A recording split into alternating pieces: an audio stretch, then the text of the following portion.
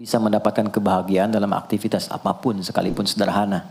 Tapi ketika kebahagiaan itu tidak diiringi dengan ridha Allah, rasanya itu akan selalu sementara.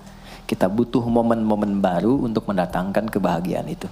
Tapi titik poin ketika Allah ridha dengan apa yang kita kerjakan, apa yang kita lakukan, maka Allah akan tanamkan satu cawan yang luas kandungannya, yang bisa menerima setiap keadaan dengan hal yang paling menyenangkan. Apapun yang kita lihat selalu nyaman. Yang kita dapati, kita ridha dengan apa yang Allah berikan.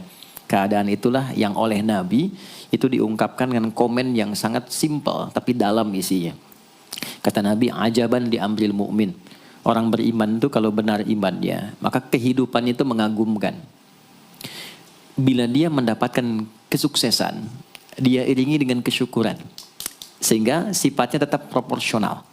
Dia sukses tapi ada keseimbangan dengan syukur. Sehingga tidak berlebihan menyalurkan kesuksesannya itu. Dan dengan sifat berlebihan itu hanya memberikan beban pada dirinya. Saya pernah sampaikan kan, di kesuksesan itu identik dengan gaya hidup. Rumus gaya di fisika itu kan selalu F1 banding lurus dengan F2. Apa yang didapat itu yang keluar. Tapi orang tidak boleh lupa bahwa F itu selalu berbanding lurus dengan P. Gaya berbanding lurus dengan tekanan hukum Pascalnya. Semakin banyak gaya, semakin tertekan hidupnya. Itu bandingan nilai kehidupannya. Nah, jadi gaya itu diperkenankan. Karena itu bagian dari energi. W sama dengan F dikalikan S. Hukum energi kan begitu. Jadi hidup nggak mungkin kalau nggak ada energi. Tapi energi yang terbaik itu akan dihasilkan membawa kesuksesan kebahagiaan ketika ridha Allah tertanam. Saat dia sukses, dia bersyukur sehingga proporsional. Saat dia merasakan duka pun dia nyaman karena punya sabar. Nah, sabar itu mahal. Di Jepang ada banjir, itu bisa minta maafnya luar biasa, tak tahan dia bunuh diri. Di kita banjir bisa berenang. Itu gambaran. Cuma kalau nggak seimbang repot juga. Nah, membangun keseimbangan itu butuh konektivitas yang kuat dengan Allah. Konektivitas itulah yang dalam bahasa agama disebut dengan sholat namanya. Ya. Di pertemuan lalu kita sudah mencakup beberapa bagian dari sholat itu. Tapi saya ingin tekankan sedikit untuk menguatkan. Sholat berasal dari kata wasala atau silatun. Dasarnya kata wasala yang berarti terkoneksi dengan kuat. Terhubung dengan erat.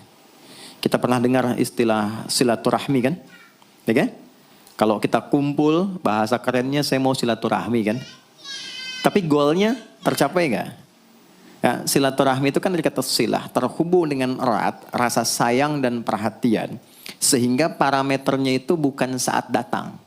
Kalau datang kita nyapa, wajar karena orangnya ada. Tapi kalau berpisah kita masih ingat, masih peduli, masih mendoakan, masih ngontak, itulah silah namanya. Di setiap keadaan kita masih terkoneksi. Keadaan kita yang terhubung dengan Allah. Sehingga di setiap tempat kita diperhatikan. Di pekerjaan kita dibimbing. Di rumah tangga kita diiringi. Sehingga semua berjalan mudah dan membahagiakan. Yang melatih kita untuk terkoneksi sehingga nggak putus dengan Allah. Itulah yang disebut dengan sholat. Sehingga goal dari sholat itu adalah membangun konektivitas kita dengan Allah yang kuat. Itu yang dimaksud di Quran surah keempat An-Nisa di ayat 103. فَإِذَا قَضَيْتُمُ الصَّلَاةَ maka jika anda telah tuntas mengerjakan sholat, فَاذْكُرُوا اللَّهَ. Ukuran keberhasilan sholat anda itu ketika anda merasakan konektivitas dengan Allah mulai nyambung.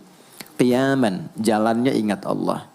Sehingga kalau orang jalan, bekerja di apapun, saat dia ingat Allah, dia bisa memfungsikan tubuhnya sehingga tidak mengerjakan apa yang Allah tidak sukai.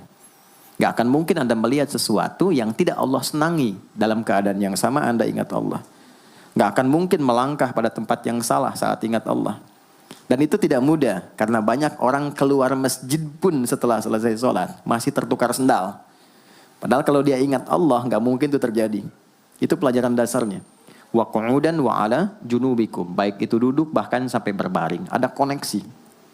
Nah jadi singkatnya, sholat itu semua gerakannya, semua bacaannya, Dari mulai kita bertakbir sampai kita salam, bacaan yang mengiringi, itu bukan